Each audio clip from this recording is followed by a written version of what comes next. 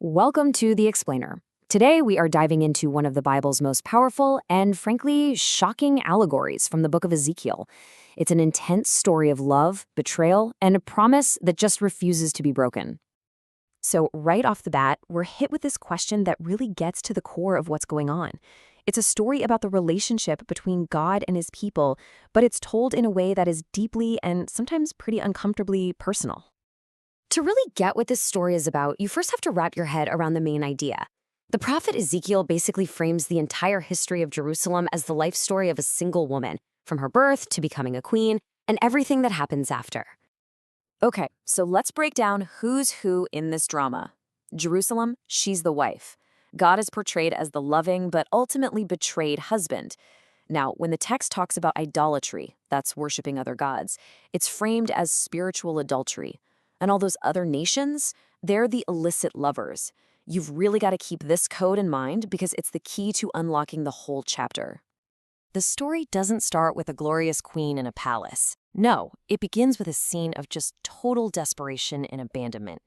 And it's this brutal starting point that really sets the stage for an incredible act of grace. I mean, the text pulls no punches here. It paints this incredibly grim picture of Jerusalem's origins as this abandoned baby, really emphasizing that she had no value, no status, no one. She was completely and utterly helpless. But right there, at her absolute lowest point, God steps in. And he doesn't just feel sorry for her, he gives a powerful, life-giving command. This isn't just a suggestion, it's a declaration. He's going to rescue and raise this child. So her journey is this amazing four-step transformation. First, she's found abandoned. Then, she's rescued and raised up. After that, she's bound to God in what's described as a marriage covenant, a secret promise. And finally, she is raised to the status of royalty, a magnificent queen. And God's generosity here is just absolute. We're talking the finest clothes, beautiful jewelry, a crown, the best food. This isn't just about keeping her alive. It's about lavishing her with an honor she did nothing to earn, until her beauty and fame spread across the world, all because of the splendor that was a pure gift. But, as you might have guessed, the story takes a really tragic turn. After being given literally everything, this beautiful queen makes a devastating choice. A choice that just completely changes the direction of the story.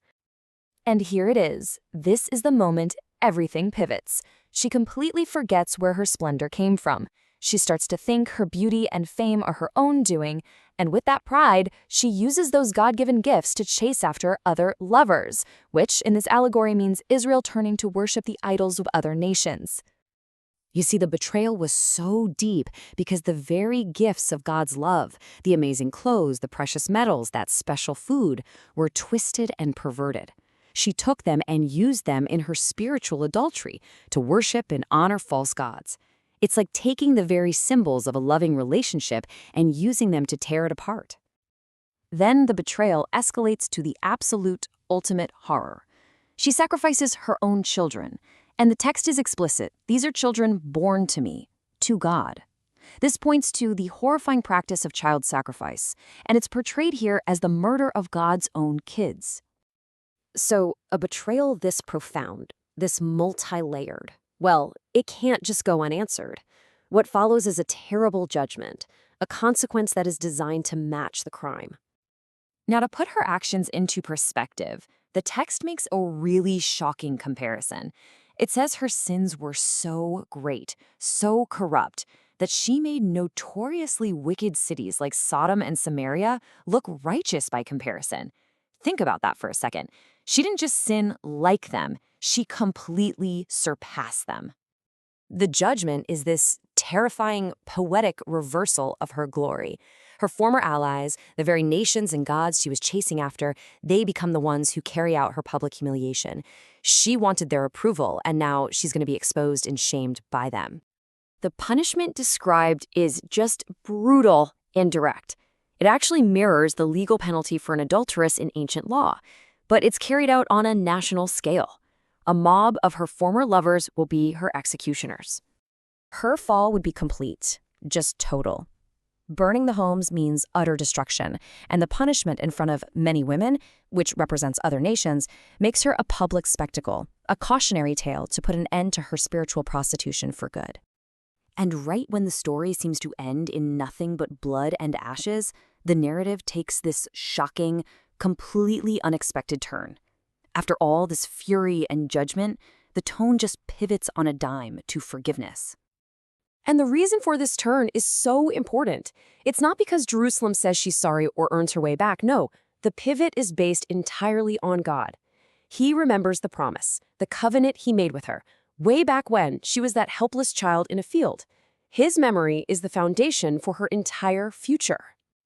And this really highlights a critical difference. That first covenant, it was broken by human unfaithfulness. But this new one that God sets up is called an everlasting covenant. It's unbreakable. Why? Because it doesn't rest on her ability to be faithful, but solely on his promise and his remembrance. So what's the end result of all this unconditional forgiveness? It's not pride. It's not, phew, got away with it. It's a deep, silent shame. A shame that comes not from being punished, but from receiving a grace so total, so undeserved, that there's just nothing left to say. It's the shame of being utterly forgiven. And that kind of leaves us with this final thought to wrestle with. In a story of such extreme betrayal and horrifying judgment, the final word isn't punishment. It's a promise. It really forces us to ask, what is the power of a love that remembers a promise even when the other person has forgotten everything?